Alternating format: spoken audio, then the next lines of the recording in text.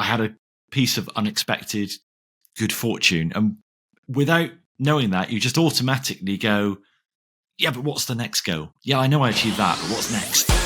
Hey everybody, it's John Lamberton here alongside my good friend and business partner, Mr. Jason Brockman. We are here for another episode of the Ambitious Lifestyle Business Podcast, where as always, it is our job to help you get more customers and make more money without just working harder. So without further ado, let's dive straight into this month's episode. Today, we are joined by Ben Proudlove. Now, Ben has been running Merrow Scientific, the business he founded since 2004. Now, I ask all of our guests to send over a bio, very, very brief bio. I think I said 10 to 15 words, and it's very difficult for a lot of business owners to succinctly sum up what they do. Ben has smashed it out of the park. So here is Ben's 10 to 15 word bio. Essentially, I sell very expensive, high-tech shovels to people in a gold rush. That's phenomenal, Ben. Thank you for that key introduction. You may need to expand on that a little bit for our listeners. I think maybe we should stop there. I've peaked too soon. So the very grey version is that we, or I started a business selling high-end scientific instruments. And I've been doing that since 2004. We're now a company of 5. We sell to sort of university researchers, battery companies, defense companies, Formula One companies, all sorts of areas for drug development, battery research. So it's generally people buy our equipment, very specialized equipment, and are looking to develop their research and products kind of further. Often they're new companies that have early sort of VC sort of backing, and they're looking to get further so they can get new investors. So they're really in a bit of a gold rush themselves, and we're selling the tools that they use for that sort of purpose. It wasn't me that came up with that line, I guess. It was in a conversation with a customer. He meant it very well when he said it. It does sound a bit derogatory, but yeah, he did say that essentially we were like selling shovels to people in a gold rush. That's fantastic. It's often your customers who can describe what you do better than anyone else, isn't it? They simplify it to the nth degree. They do. So they can tell their friends, tell the other half. Jace, do you remember like back in the day of the affiliate marketing days, just sat in a pub somewhere, pulling out, right, the vinegar bottle is me, and the sauce bottle is Marks and Spencer, and then this little salt and pepper pot, that's Google. And which one am I again? I don't know. I was always an online porn background in the school playgrounds when I was taking the kids to school, so I have no idea how I explained it. It wasn't anything to do with vinegar or salt or anything, I don't think, but there we are. Oh dear. So Ben, do you develop your own shovels, or are you selling someone else's shovels? Selling other people's shovels. So these are generally we sort of represent. We're up to 14, 15 suppliers now. Mm-hmm. But generally, these are suppliers based all the way around the world. So we now have suppliers in Japan, all the way around to sort of San Francisco and pretty much everywhere in between. So they make the systems. Mm-hmm. Sometimes they're actually spin-outs from universities where some bright spark has had a great idea of doing something in a certain way that's better for certain applications than the kind of traditional method. And then often they get to that sort of stage about 4 or 5 years in where they want to sort of sell it globally. And then they need a distributor to sell it.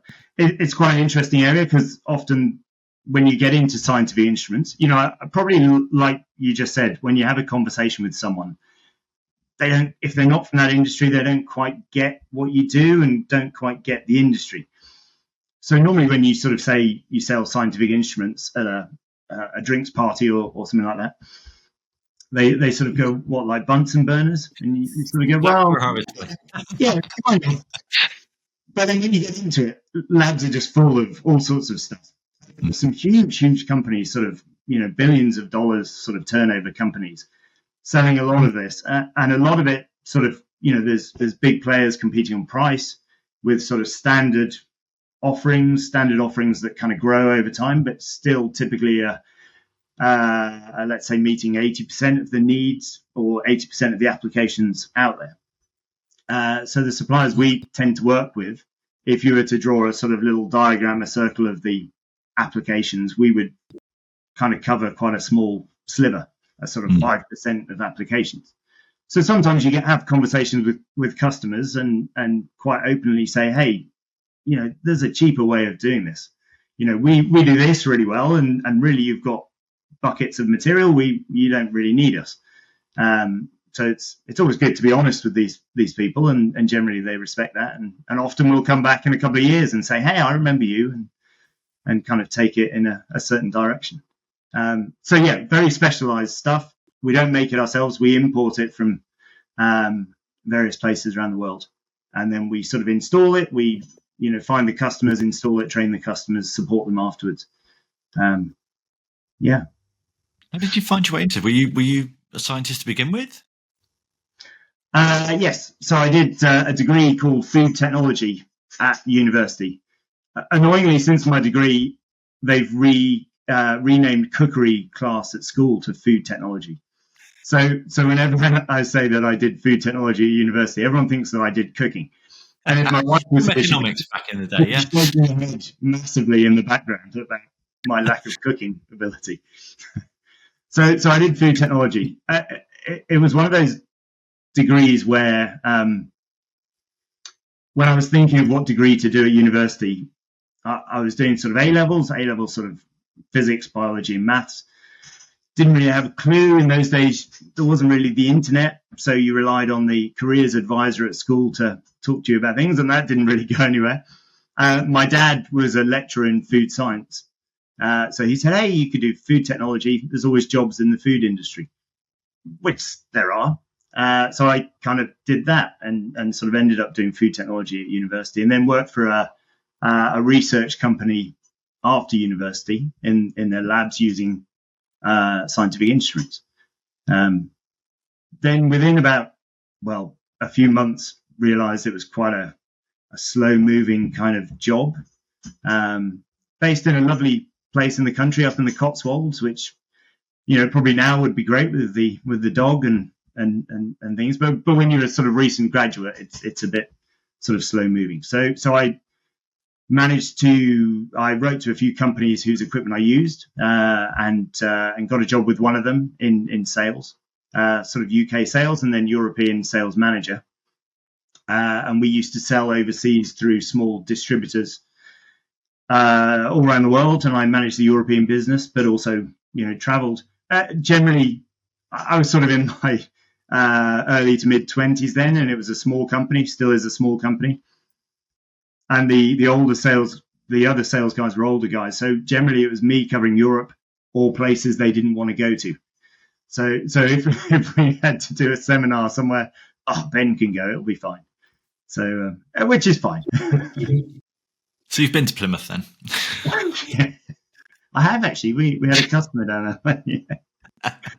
But it was places, some great tales of kind of trips to places like Colombia to do sort of seminars and interesting kind of evenings in Bogota, drinking tequila and stuff before heading home the next day. But yeah, so after that, I one of the sales guys I worked with had run his own business for only about 1 or 2 years, but we used to sort of spend quite a lot of time sort of chatting, and he said it was the best time of his life. He was then sort of in his 50s, and he was working for this company, and then it was kind of too late for him to look at it again. But he planted that seed in my head of, and at the time I had a mortgage, but not a huge mortgage. I wasn't married, didn't have kids, didn't have the dog, didn't have the guinea pigs. So if it didn't work, then it was like, well, it's not too much of a risk. Yeah. And it was the sort of job that I could work from home starting. So I had planned it out. I remember now I planned it out and I went to sort of Lloyd's Bank. I've always been with Barclays, so I don't know why I went to Lloyd's Bank. Someone suggested it, I think maybe the accountant I was using at the time or I'd spoken to. He said, go and speak to this guy at Lloyd's Bank. And I spoke to the business manager. And I'd written out this lovely business plan. And he just kind of nodded and didn't really get it. And then said, well, yeah, but the problem is it's all based on you being able to sell things. And you think, well, okay, find me a business that doesn't sell things. I don't know. Maybe that's the kind of the VC sort of aspect that, you see a lot of companies where do they really sell things, or is it all investor backed? But anyway, so it was sort of interesting sort of conversations. But the overheads were quite low sort of starting up, which I think is one of the key things that I've learned. I know we kind of spoke about, what lessons have I learned along the way. I often see kind of, you probably had this as well, well-meaning kind of friends and family, that when you start a business, they come out with these statistics about the number of businesses that fail. Yeah. And you think, well, I think they mean well, but I'm not sure where in this conversation they mean well. But and you hear these tales of, whatever, huge percentage of companies that fail in the first year, and it seems that no one's left by about year 5. But you look at these things and you think, well, if you're able to start a business where the overheads are quite low, then that's going to protect your cash flow, because that's going to be the key thing. Generally, the key thing always, but certainly at the start. And then, I think often you find these companies that sort of fail where it's people who start running a pub, and you think, well, what experience have you got? Well, I like drinking beer. And it's like, well, okay. You've met Jason, yeah. Or people that start a hotel, and it's like, well, what experience? Oh, well, I've stayed up, and you kind of think, well, I watched Towers. Yeah, exactly. Yeah, well, how hard can it be? If Basil can manage it, then it'll be fine. I'd sort of planned it all out, and even though the Lloyd's Bank manager didn't get it, was saying it was all based on sales, which to me made sense. I felt like it worked on paper, so took that jump, and the risk was relatively low. And 21 years later, I guess it worked. It hasn't been smooth along the way, and it's not one of those things. Sort of, again, looking back, what could you learn, or what can someone learn from the story? Well, actually, it is quite hard work. And it's not that it's. I think there are points for me where it was long hours, but also points where it wasn't that sort of long hours. It wasn't. You hear some tales of people working every hour every day, and it's not always been like that. But it's been pretty. Hard work, but also seizing on sort of opportunities as well. I think one thing I've heard you sort of discuss with people is that ability to say yes to things, but not always saying yes, and knowing when to say no, and not always no. But it's tricky to have, I guess, the judgment to know when to kind when's the right time to say yes, and when's the wrong time to say yes. It's a challenge, isn't it? It is, yeah. And but I think over the years I've managed to pivot. So one of the areas we can talk about is kind of philosophy, and I always find philosophy sort of I don't know why, but I always have this image of people with kind of leather patches on their jackets talking long words, and that always put me off philosophy. But I sort of stumbled into philosophy probably over the last 10 to 15 years. And some of the things that you sort of read are really practical. And I remember coming across a Taoist. I don't know, has anyone ever mentioned Taoism on your podcast, or is that a first? It's a first for me. Yeah, I don't think so. Anyway, there's a Taoist kind of tale about a farmer, and it's about, you've probably come across it, but there's a farmer there, and he has a son, and he has a horse on his farm, and the horse escapes, and the neighbor says, "Oh, it's terrible news." And he sort of says, "Well, who can tell?" And then the horse comes back with a big herd of wild horses, and the neighbor goes, "Well, that's great news." And well, who can tell? Then his son rides one of the wild horses and falls off and breaks his arm and his leg, and neighbors sort of, "Well, that's terrible news." Well, who can tell? And then the next day, there's a warlord comes through, sort of recruiting everybody that's able-bodied. But obviously his son has broken his leg and his arm, so he doesn't get recruited. So it's great luck. And he's, well, who can tell? And so I think, the reason I mentioned that in a very long-winded way was that I think sometimes you have these sort of moments where you pivot, and I think you kind of have to just trust your judgment and then let it kind of go a bit. We've had suppliers that have, for whatever reason, it looked great on paper, but it hasn't worked. And then you get kind of fired or you know, and at that point you could quit, you know, and maybe a lot of people do. They, you know, I think the guy that first inspired me when he started his business, he stopped. I think there were a couple of reasons, but one of the main ones was that a supplier decided not to go with him. So he said, well, okay, I'm going to stop. But with us, you know, we have a kind of why we do what we do, and that's we work with these niche instrument companies.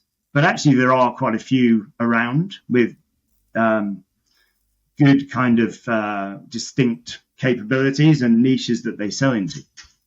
So if we lose one for whatever reason, you know, sometimes we can get fired for not doing a good job, or we don't like the support they're giving us, or sometimes because our suppliers are small and quite innovative in what they do. Sometimes some of the huge companies will come along and buy up our supply.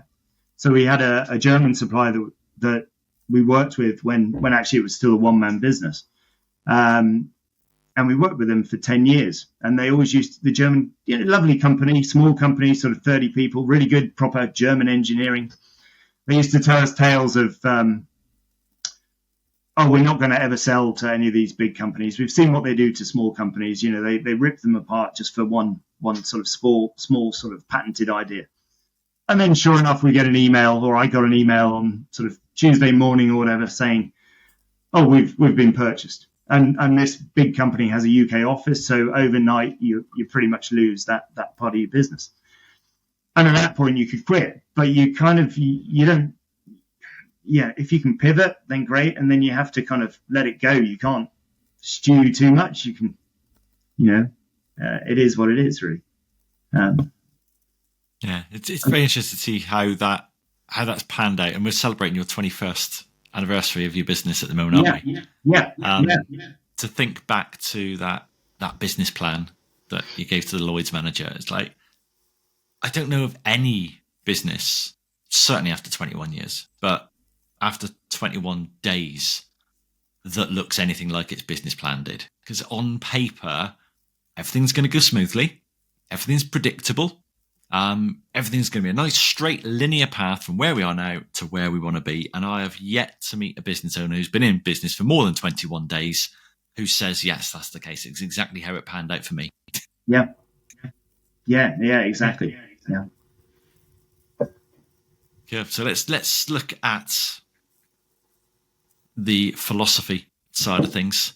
You said yourself, it's kind of that, almost that stigma, and I certainly had it. It was the leather patches. It was the dusty old professors. It's the long words. It's Sorry? the long words, isn't it?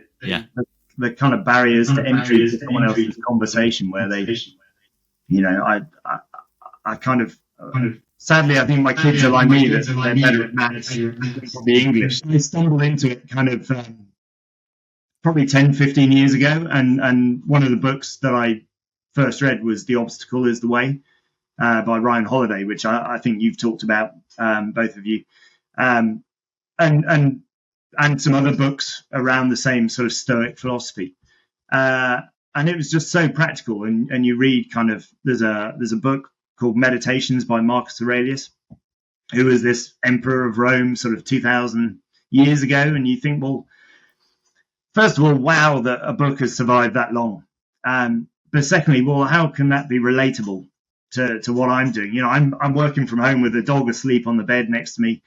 You know, with ChatGPT coming up with things that I should be doing. You know, how can that be relatable? But you sort of open it, and without fail, you'll find probably on the first page you read something that you can just grasp at that moment. So I think recently you said about being the rock as the waves crash around it. I think philosophy is really easy to kind of read and kind of easy to repeat. I find it very hard to do. But I think it's one of those things you shouldn't beat yourself up over. It's a bit like a kind of guiding light. That's what you're trying to achieve. You're kind of down here somewhere, but that's fine, because if you weren't trying to get there, you just kind of, it wouldn't be that sort of North Star that helps you along the way, I guess. Do you almost see the Stoic writing as the self-help book of the day? The world's most successful people going, here's how I did it. These are the principles that I live by. Yeah, exactly. And I think it's interesting when you sort of go and read some of these things like Epictetus and Seneca and Marcus Aurelius and things. And then you even when you hear people now, so you go on LinkedIn and you see, business consultant, they come out with these things that they're kind of owning as their own things. It's like, well, hang on, that was said 2,000 years ago by this guy. It's in a book here. But of course, what you don't know is that before Marcus Aurelius said it, there was a book 2,000 years ago that he was probably reading that had exact. So it's just human nature and kind of common sense, I think, to a point. Yeah, and then 2,000 years before that was Jim Rohn, I think, was saying it all. But it's great, I think there's so many kind of things you can pick from there. That, the obstacle is the way is a great one. Just if anyone sort of listens to this and picks up one thing, I'd recommend sort of reading "The Obstacle Is the Way" by Ryan Holiday. It's great because there's so many. It's very short chapters of sort of 3 to 4 pages each, of tales that you can just pick something out from. So there was a tale of Thomas Edison, the great inventor, and there was a tale in there about how he was at home in an evening and there was a fire at his factory and someone was hammering on the door, and they kind of went and they saw it had got past the point of kind of no return, and the insurance on the factory was at a low rate because the bricks were supposed to be fireproof, which clearly they weren't, and all these chemicals were kind of burning. So he said, well, hey, just get your friends and watch this amazing sort of fire, all these different colors. But then, afterwards, he kind of said, well, hey, we know sort of now a lot of how not to do it. So let's start and we'll build again, and we'll build it with what we've learned from the past. And so the tale goes that he built the company up again, and it was much better and much, stronger turnover and things like that. Have you an example from your own business journey that you've taken that model, say, for example, and gone, that's actually I can apply that here? I know, as you said, it's a roller coaster. It's not a straight linear path through. And I know, you've been a 1%er for quite some time, and I know we've been through a few roller coaster moments with you as well. So, where have you taken those learnings and applied them to yourself, and move forward with the business? Great question, Jason. I think when I was sort of thinking before this about the 21 years, there's so many macro things that have happened, and I'm sure people will say this at any time throughout history if you ask them. But we've had sort of COVID, Brexit, Ukraine war, 2008, sort of the crash with all the things, and I think I guess the kind of the Stoic sort of philosophy has really helped sort of just take a step back and sort of think about what I can control. So the latest thing was obviously sort of last year where we were saying, well, actually the sales were down, and we've really expanded, as a starting off as a one-man business with small overheads. So our products are quite expensive. I kind of touched upon that. So we're talking sort of, 30,000 up to 300,000, that sort of thing. So you can't literally contact someone and they go, oh, that sounds great, here's the cash. And sometimes the delivery time can be silly, like 6 months, 8 months, something like that. So you think, well, I could find the perfect person for this product, and it will take a while to get them interested. It'll then take them a while to get the money. And then it will take a while to deliver. Then it will take a while to sort of pay the invoice. So the cash flow is pretty slow. So as a small business, it's always been hard to expand from one man to several people. But we're now up to sort of 5 of us in the business, 4 of us in sales. So, and we have a unit in Guildford on the research park, which sort of fits well, and we need that for sort of contract testing and things like that. But suddenly, if you have a downturn in the sales, then actually, because the overheads are bigger, the drop off is a lot quicker. So you have to sort of sit there and luckily my wife is a really good listener, and we kind of sat there and talked through it a lot over a holiday in the summer. And you look at sort of, do we fire everyone? Do we give up? Do we, and there are some times where you kind of go, you have a rant and say, it'd be far easier just working for someone and having a holiday where I don't have to think about work. but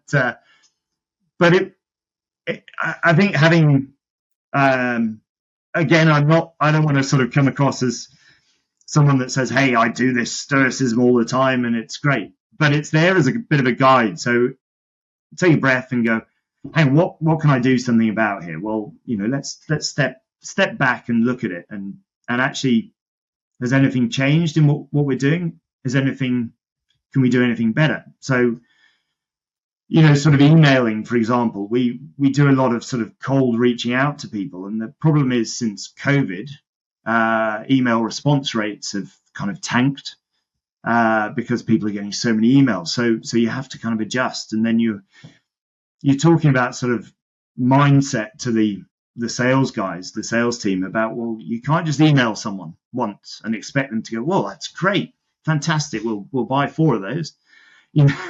Great if it happened. But sometimes you have to treat it a bit like a kind of phone call. If you're phoning someone and they don't pick up, you wouldn't just give up. You wouldn't say, well, that's the phone call done. They didn't pick up. They're not going to buy. So in a way, you have to kind of reach out 5, 6, 7 times with sort of added value. You can't just send a kind of email that says, hey, just following up. You have to reach out. That you talked about sort of deposits into a bank before you can withdraw.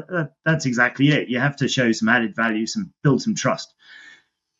But getting back to the question about sort of stoicism, I think you have to sort of take a back step, think about the mindset, think about what you can control. So, as a sales guy, well, it's my attitude as I sit in front of my computer. If I just give up and blame the macroeconomic things and that's it, then that doesn't really work. That was a very long answer to a short question, but I think it's absolutely.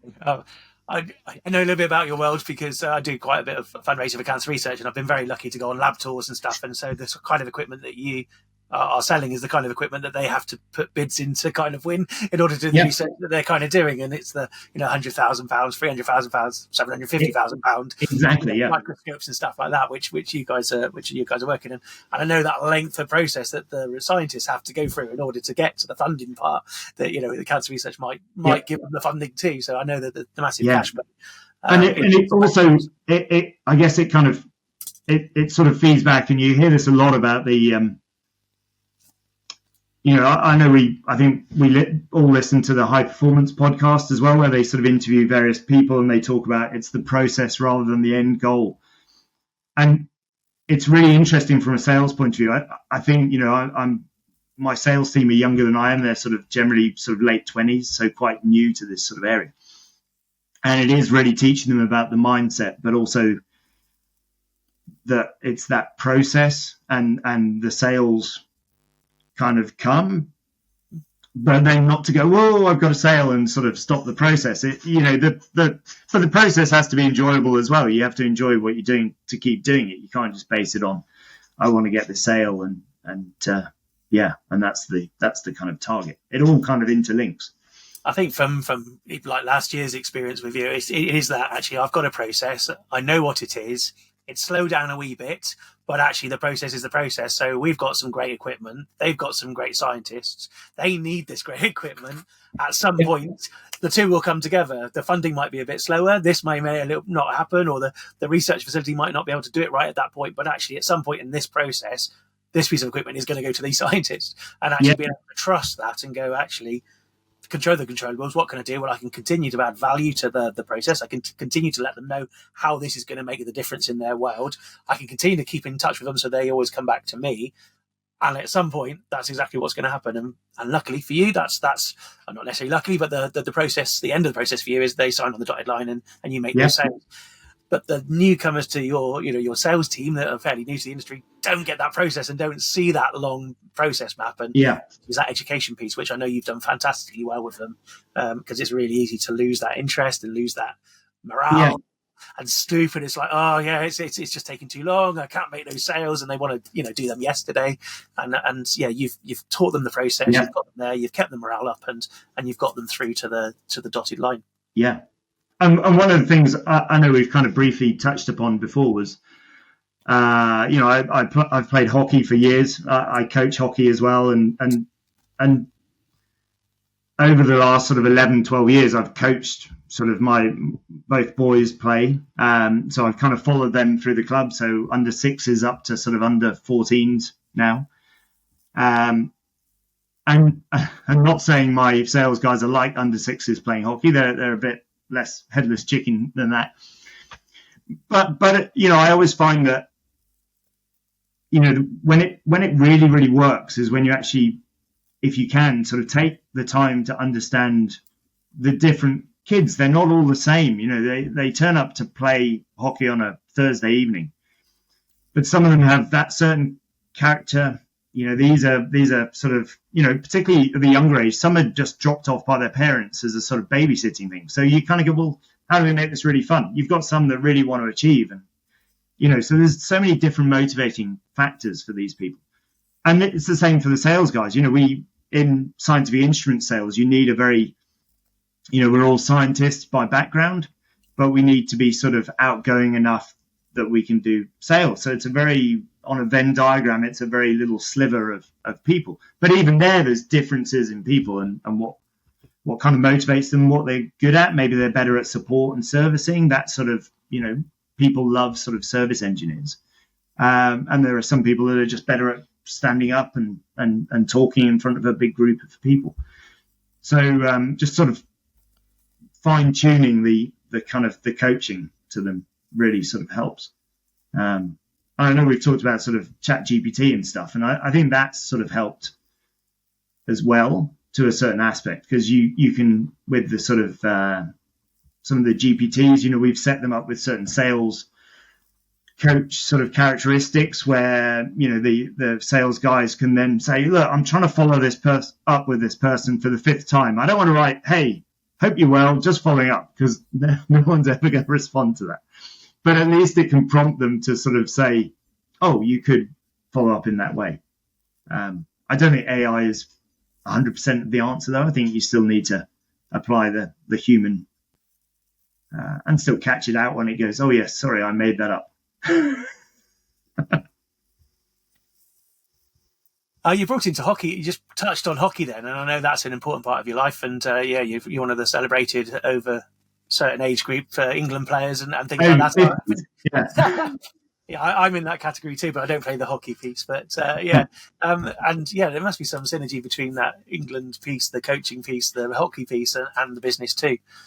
It's. I think there's a number of things. So the coaching that I just mentioned, but actually, I saw on LinkedIn there's a guy that's a friend through a mutual friend who played hockey for the Netherlands, and he retired now, and he's now some sort of entrepreneurial coach or something. But he wrote an article that was saying actually a lot of goalkeepers, and I'm a goalkeeper at hockey.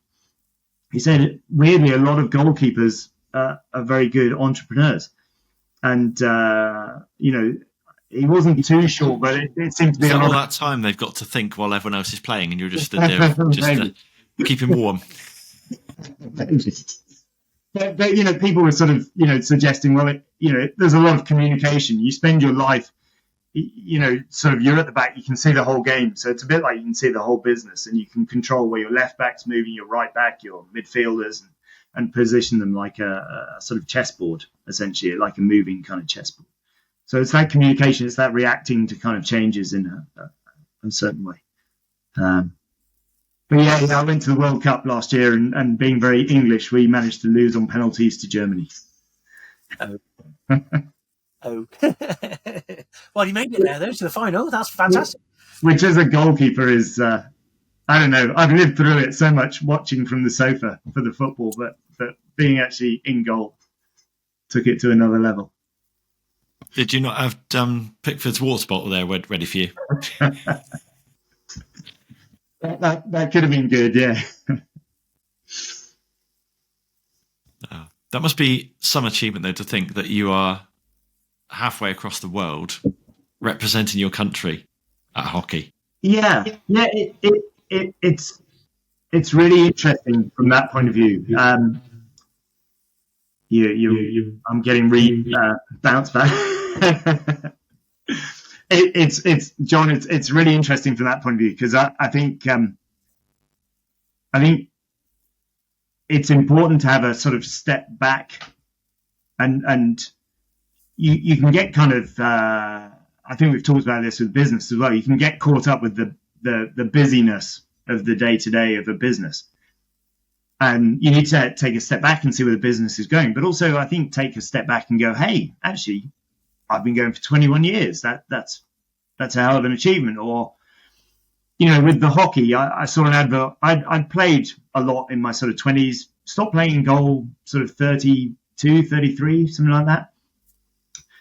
Started playing goal again a couple of years ago, so about 48, so good 15 years off. Played one season, enjoyed it again, saw an advert on Facebook for England trials on the Sunday, and asked, do we have anything on? It was up in Rugby, we're in Midhurst, so it's a good day out just for a couple of hours of hockey. I think my wife assumed I wouldn't get through. But I got through, and there were about 5 lots of trials, and then I got picked. And my wife's a Kiwi. The World Cup was in New Zealand, so we hadn't been for a few years. So we went with the family with a 0% credit card that's still shaking somewhere. And yeah, you can kind of live in the moment of kind of training and games and stuff. But yeah, I think it's important to have a step back and go, actually, yeah. I've been to the World Cup playing for England, which is kind of nuts. I think everyone has that negative bias in their head, don't we, as humans? We always remember like the traffic jam on a car journey, but we never remember the days really that there's no traffic and we just sail up the road. Definitely, just like business. Yeah. Well, you do, don't you? You remember the project that goes bad, or the supplier that it doesn't work with, or the fact you lost. We do. You mentioned the sort of cancer research. Often we get involved in these sort of tenders. Sometimes we're very niche, so we don't have to be involved. But sometimes there are sort of tender documents where they have to get 3 suppliers to bid, and you have to do a quote and fill in lots of questions. And sometimes it's a lot of work, and then you don't win it, and you think, oh, let's not do this again. But you don't really remember the ones that you win, and you probably should. You really need a board sort of in front of you every day where you come in and go, hey, we know what we're doing. And that's what I love. I mean, in our group, in the 1% Club, it is about reflecting and it is about learning, but it's actually taking those wins. There's no reason why we do on a Friday is what's our win for the week, and it's actually making sure that we notch those up and actually reflect upon the wins. Yeah, there's plenty of sad times that we can remember in business, but actually we really, really don't think about those wins too often. Actually, it's really good to reflect every single week and go, yeah, there was something good this week. We have moved forward this week. We have improved our business this week. We have won that client this week. We have saved some lives with this piece of research equipment that we got into a lab this week. It's just it's just fantastic to be able to do that. And not many business owners have that chance or that time or even the inclination to look back and go, oh yeah, look where we've come from. Yeah. I was about to agree. I was going to say, that's the great thing about the group is you can share that, or other people will share it, and that will prompt you just to sort of pause and reflect. Because otherwise, you can just be busy. And then suddenly, well, you know what it's like. You're busy. The kids come home from school and you think, well, there's another end of the day. What have I done? And then you're off to bed and then you wake up and then it's February and then it's August and then you're 50. I haven't had that yet, so I wouldn't know about that. The one thing I really like about the, again, the 1% Club kind of forcing people to find that positive every week is that it does force you, because there are weeks where I go, yep, I know what it was. I smashed this out of the park. I hit this goal, finished my 90-day plan. I'm brilliant. And then there are the weeks where I go, I don't really know. Traffic wasn't too bad on the school run. And it's those weeks where you've really got to dig. And then eventually you'll find something. You're like, oh, yeah, that person really helped me out. Or, yeah, I did that thing that I wasn't expecting to be able to do. Or, I had a piece of unexpected good fortune. And without knowing that, you just automatically go, yeah, but what's the next goal? Yeah, I know I achieved that, but what's next? Yeah. We have, as I said, sort of 14, 15 suppliers now. So I think sometimes you don't appreciate when, as we said, we don't make our own systems. So suddenly, they've got some really bright, innovative people and suddenly they'll say, hey, we've got a new development on this system. Fantastic. That, we have a couple of customers that really should want that. So you just don't kind of, that should be a big trumpeting sort of moment, I guess, to be whoa, this is great, Just before we jumped on, we were talking about whys, weren't we? And I guess your whys, apart from the fact that actually you're doing some fantastic stuff, like you say, you're working with the best scientists, making the best equipment, doing the best things with that equipment. Apart from drug cartels in Bogota, I'm guessing that wasn't really selling drug equipment out there. I'm guessing that we won't go there back there again. But it's that why piece, isn't it? And I know, with the philosophy, looking deep into it, it's that why matters, isn't it? It is, and to be honest, I think that's talking about the sort of motivation of people. The sales guys really enjoy that sort of aspect. They really enjoy sort of communicating with customers, finding out what they're working on, and these guys are working on cutting edge kind of research into batteries. And you look at electric vehicles, and they talk about sort of 300 miles as being the limit of the battery. Well, actually, when you really get into the research, they openly admit they don't really understand batteries that well. So you think, well, hey, we're working with these guys. They're able to research better and develop better sort of batteries. So where are we going to be in sort of 5 years, 10 years time? And people working on sort of CO2 storage for sort of greenhouse gases and hydrogen storage for alternative fuels and new drugs for whatever disease. So it really is quite interesting sort of working with these guys. It's also, I don't know if I should say this. It's nice sometimes when you have meetings in labs talking to scientists, but it's also nice then leaving the lab and going back to your car.